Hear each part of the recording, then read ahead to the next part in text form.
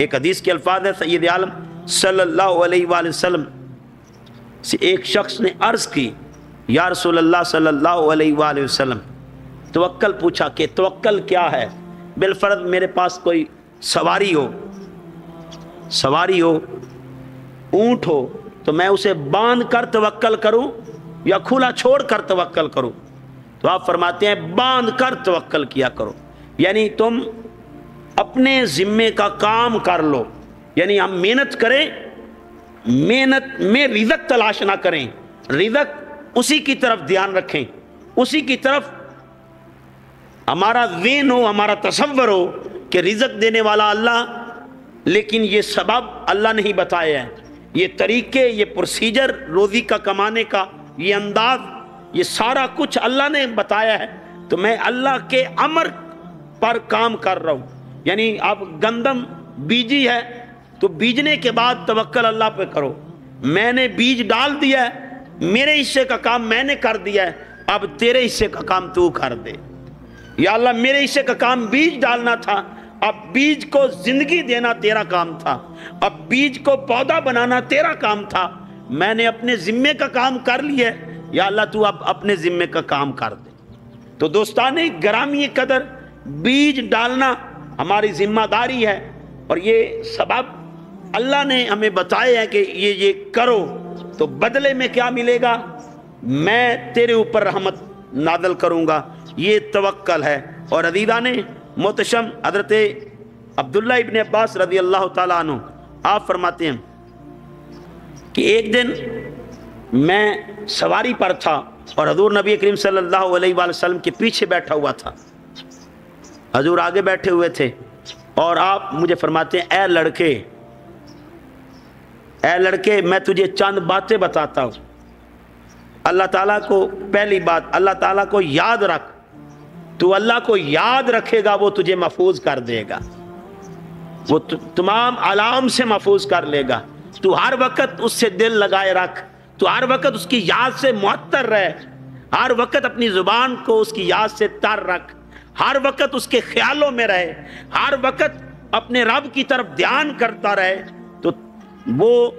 تجھے محفوظ کر دے گا۔ اور اللہ تعالیٰ کو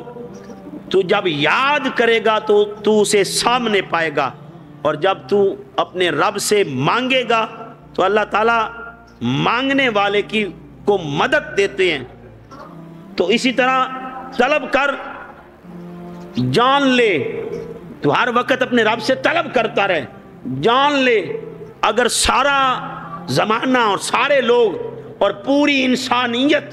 تجھے نفع دینے پہ آ جائے، ہر ایک کی کوشش ہو، کاوش ہو، اور چاہت ہو، خواہش ہو، آرزو ہو، اس کی منشا ہو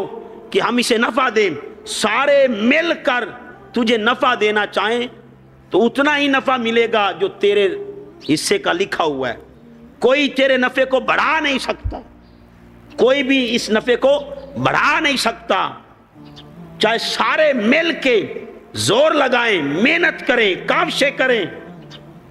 اور دل میں چاہت رکھیں اور تیری طرف دھیان رکھیں، تو سارے مل کے بھی تجھے نفع دینا چاہیں تو اتنا ہی نفع ملے گا جو تیرے رب نے تیرے مقدر میں لکھ دیا ہے۔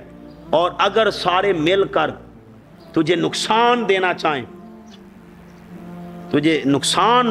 سارے مل کر، تو تجھے اتنا ہی نقصان ہوگا جو تیرے رب نے تیرے مقدر میں لکھ دیا ہے،